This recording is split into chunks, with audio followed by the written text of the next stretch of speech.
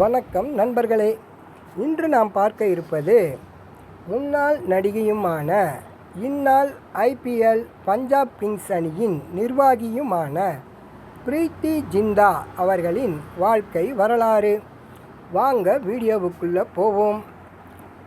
பிரீத்தி ஜிந்தா பிறந்த தேதி ஜனவரி 31, ஆண்டு 1975. இவர் ஒரு இந்திய திரைப்பட நடிகை. இவர் இந்தி திரைப்படங்களிலும் தமிழ், தெலுங்கு, பஞ்சாபி மற்றும் ஆங்கில மொழி திரைப்படங்களில் நடித்துள்ளார். குற்ற நடத்தை உளவியல் துறையில் பட்டப்படிப்பை முடித்த பின் 1998ஆம் ஆண்டு உயிரே திரைப்படத்தில் இவர் அறிமுகமானார். இந்தியாவில் அதிக வசூல் செய்த 2 படங்களான கோய் மில் கயா மற்றும் வீர் ஜாரா ஆகியவற்றில் நடித்துள்ளார். சிறந்த நடிகைக்கான சில்வர் யூகோ விருது வாங்கியுள்ளார். சிறந்த நடிகைக்கான ஜெனி விருதுக்கும் இவர் பெயர் பரிந்துரைக்கப்பட்டது. இதனைத் தொடர்ந்து பல வருடங்கள் நடிப்பு பணியில் இருந்து இடைவெளி விட்டு அவ்வப்போது அவர் சொந்தமாக தயாரித்த மறுபிரவேச படமான இஷ்க் இன் பாரிஸ் திரைப்படத்தில் 2013ஆம் ஆண்டு நடித்தார். ஆனால் அந்த திரைப்படம் சரியாக ஓடவில்லை. பிரீத்தி ஜிந்தா ஒரு சமூக ஆர்வலர், தொலைக்காட்சி தொகுப்பாளர் மற்றும் மேடை கலைஞரும் ஆவார். 2004 மற்றும் 2005ஆம் ஆண்டு BBC நியூஸ் ஆன்லைன் தெற்காசியாவிற்காக தொடர்களை அவர் எழுதினார். அவரின் தயாரிப்பு நிறுவனமான PZNZ மீடியாவின் நிறுவனர். 2008ஆம் ஆண்டு முதல் இந்திய பிரீமியர் லீக் கிரிக்கெட் அணியான பஞ்சாப் கிங்ஸின் இணை உரிமையாளராகவும் 2017ஆம் ஆண்டு முதல் தென்னாப்பிரிக்கா T20 குளோபல் லீக் கிரிக்கெட் அணியான ஸ்டெல்லைன் போஷ் கிங்ஸின் உரிமையாளராகவும் அவர் உள்ளார்.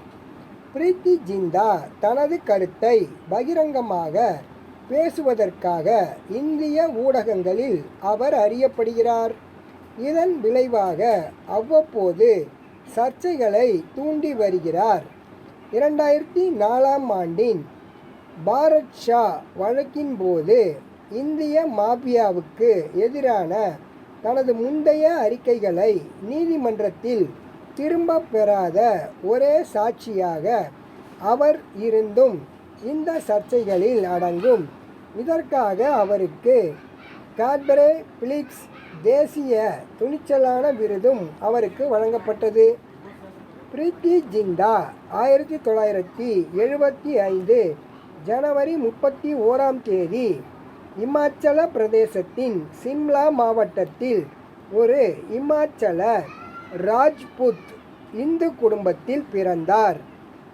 அவரது தந்தை துர்கானந்த் ஜிந்தா இந்திய இராணுவத்தில் அதிகாரியாக இருந்தார். அவர் ஒரு கார் விபத்தில் இறந்தார். அந்த விபத்தில் அவரது தாயார் நீலப்பிரபாவும் காயமடைந்தார். இதன் விளைவாக 2 ஆண்டுகள் அவர் படுக்கையிலேயே இருந்தார். பிரீத்தி ஜிந்தா இந்த துயரமான விபத்தையும் தனது தந்தையின் மரணத்தையும் தனது வாழ்க்கையில் ஒரு குறிப்பிடத்தக்க திருப்பு முனையாக கூறினார். இது அவரை விரைவாக முதிர்ச்சி அடையச் செய்தது. அவருக்கு 2 சகோதரர்கள் உள்ளனர், தீபங்கா மற்றும் மனிஷ்.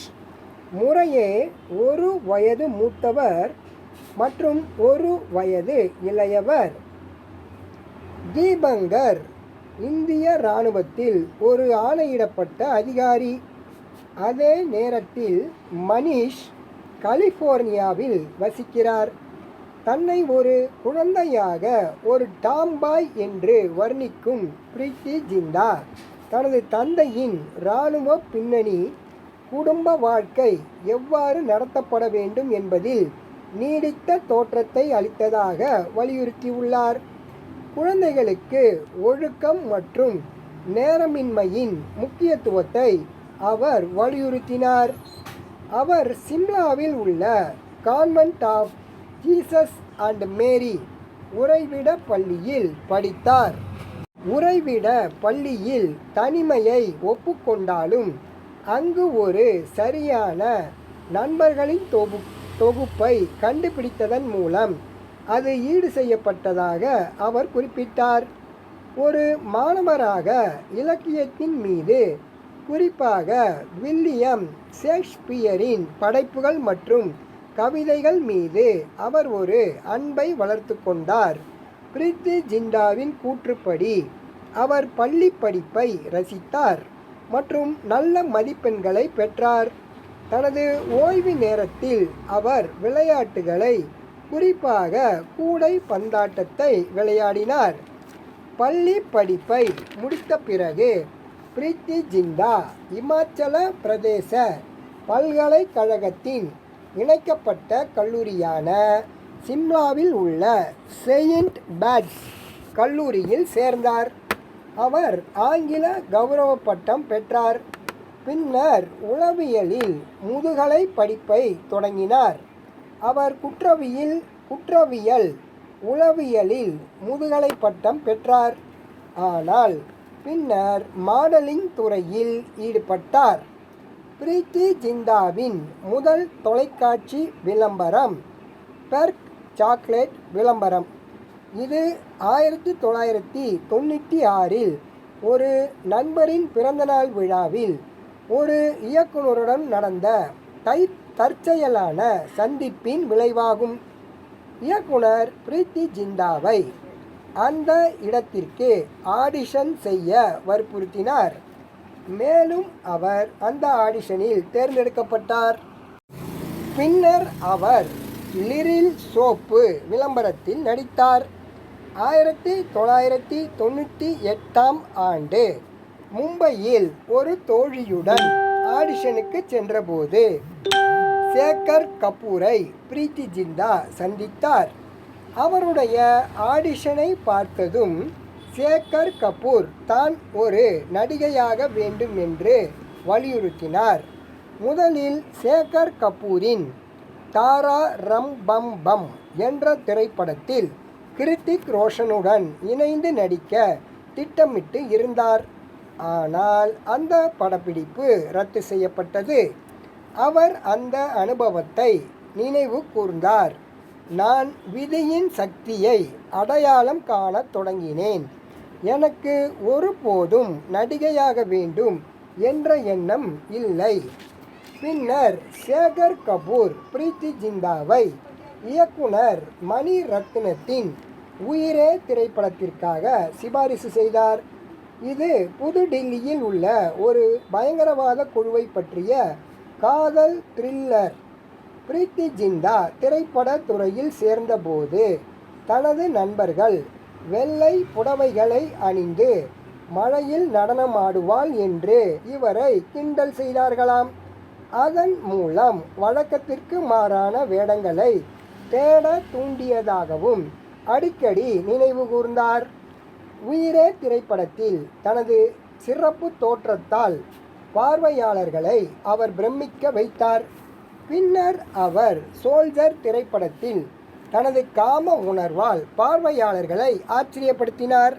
2001ஆம் ஆண்டு சன்னி தியோலுடன் இணைந்து பார்ஸ் என்கிற அதிரடி திரைப்படத்தில் அவர் நடித்தார். அவரது கதாபாத்திரம் விமர்சகர்களால் நிராகரிக்கப்பட்டது. மேலும் அந்த திரைப்படம் வணிக ரீதியாக தோல்வியடைந்தது.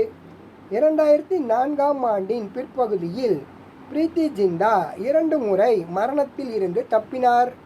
முதலில் இலங்கையின் கொழும்பில் நடந்த டெம்டேஷன் இசை நிகழ்ச்சியில் ஏற்பட்ட குண்டுவெடிப்பிற்கு பிறகு மற்றும் இரண்டாவது இந்திய பெருங்கடல் பூகம்பத்தின் போது பிரீத்தி ஜிண்டா பல சர்ச்சைகளுக்கு ஆளாகியுள்ளார். 2003ஆம் ஆண்டில் பாரத் ஷா வழக்கில் சாட்சியாக அவர் இந்திய மாபியாவுக்கு எதிராக சாட்சியம் அளித்தார்.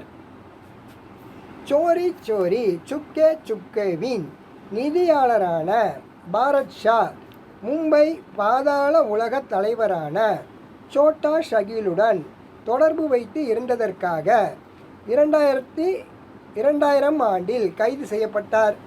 அவரது பல சக ஊழியர்கள் போல அல்லாமல் படத்தின் படப்பிடிப்பின் போது மாபியாவிடம் இருந்து மிரட்டி பணம் பறிக்கும் அச்சுறுத்தல்களை பெற்றதாக பிரீத்தி ஜிந்தா நீதிமன்றத்தில் தனது முந்தைய அறிக்கையையே மீண்டும் கூறினார்.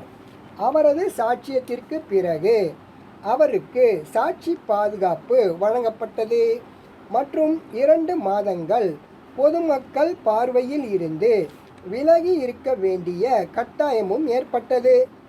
பிரபல நடிகர்களான சல்மான் கான் மற்றும் ஷாருக் கான் உட்பட அவருக்கு முன் 13 சாட்சிகள் இந்த வழக்கில் சாட்சிகளாக இருந்தனர். ஆனால் பின்னர் அவர்களின் முந்தைய அறிக்கைகளை திரும்ப பெற்றனர். வழக்கு தொடருக்கு விரோதமாக மாறாத ஒரே சாட்சி பிரீத்தி ஜிந்தா மட்டுமே. அவரது நடவடிக்கைகள் நாடு தழுவிய பொதுமக்களின் வரவேற்பையும் கைத்தட்டலையும் பெற்றன. இதன் விளைவாக மும்பை பாதாள உலகத்தை எதிர்த்து நின்ற தைரியமான செயலுக்காக அவருக்கு வழங்கப்பட்ட வருடாந்திர ரெட் அண்ட் ஒயிட் பிரேவரி விருதுகளில் காட் பிரேயின் மைண்ட் ஆஃப் ஸ்டீல் விருதினை பெற்ற முதல் நபர் இவர்தான். விருதை பெற்றபோது தைரியமாக இருப்பது என்பது அச்சமற்றது அல்ல, நீங்கள் பயந்து அதை கடக்கும்போதுதான் உங்களை தைரியசாலி என்று அழைக்க முடியும். நான் மனிதன், நான் எதற்கும் அஞ்சுவது இல்லை.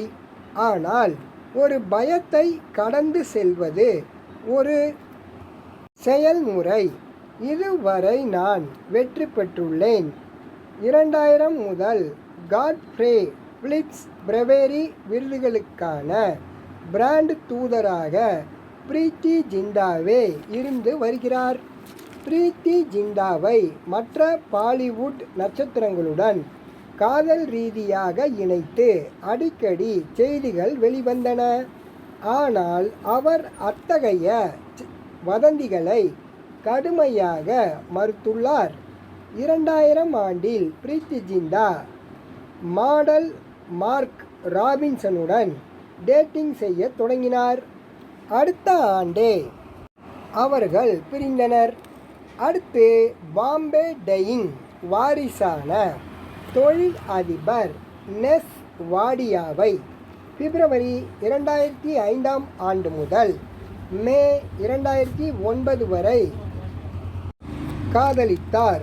பிப்ரவரி 29, 2016 அன்று பிரீத்தி ஜிந்தா தனது அமெரிக்க கூட்டாளியான ஜின் குட் இன்பஃபை லாஸ் ஏஞ்சல்ஸில் நடந்த ஒரு தனியார் விழாவில் மணந்தார். திருமணத்திற்கு பிறகு பிரீத்தி ஜிந்தா லாஸ் ஏஞ்சல்ஸுக்கு குடிபெயர்ந்தார். அவர் அடிக்கடி இந்தியாவுக்கு வருகை தருகிறார். 2021 ஆண்டில் அவரும் அவரது கணவரும் வாடகை தாய்கள் மூலம் இரட்டையர்கள் ஆன ஒரு ஆண் மற்றும் ஒரு பெண் குழந்தைக்கு பெற்றோர்கள் ஆனார்கள். இந்தியாவில் மிகவும் பிரபலங்களில் ஒருவர் பிரீத்தி ஜிந்தா. தனது தொழில் வாழ்க்கையின் உச்சத்தில் அவர் இந்தி சினிமாவில் மிகவும் பிரபலமான நட்சத்திரங்களில் ஒருவராக இருந்தார். மேலும் திரைப்படத்துறையில் எந்த ஒரு பாரம்பரிய உதவியோ அல்லது குடும்ப உறவுகளோ இல்லாமல் ஒரு வாழ்க்கையை நிர்வகித்ததற்காக அங்கீகரிக்கப்பட்டார். அவர் 7 ஆண்டுகள் பாக்ஸ் ஆபீஸ் இந்தியாவின் சிறந்த நடிகைகள் பட்டியலிலும் இடம்பெற்றார். இந்த வீடியோ உங்களுக்கு பிடிச்சிருந்தா லைக் பண்ணுங்கள், ஷேர் பண்ணுங்கள், மறக்காமல் சப்ஸ்கிரைப் பண்ணுங்கள் நண்பர்களே.